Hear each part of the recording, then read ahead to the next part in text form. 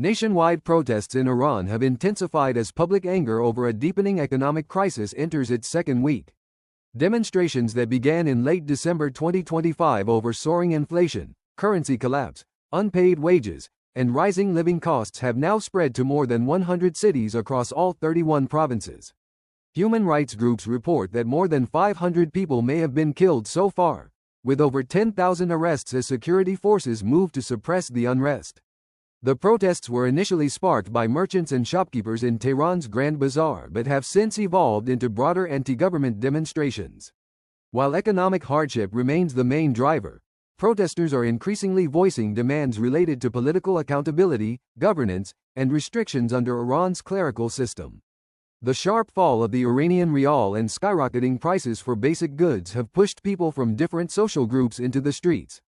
President Masoud Pezeshkian addressed the nation on the 11th of January 2026, acknowledging the severity of the economic challenges and stating that his government is determined to address public concerns through reforms and dialogue.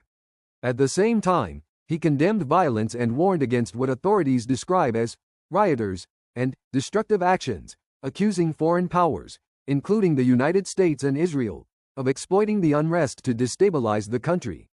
The government response has included a nationwide internet blackout that began around the 8th of January, making it difficult to independently verify events on the ground.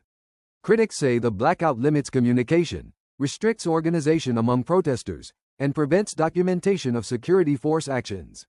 Iranian officials have also issued strong warnings against foreign involvement, with senior leaders threatening retaliation if any external military intervention occurs.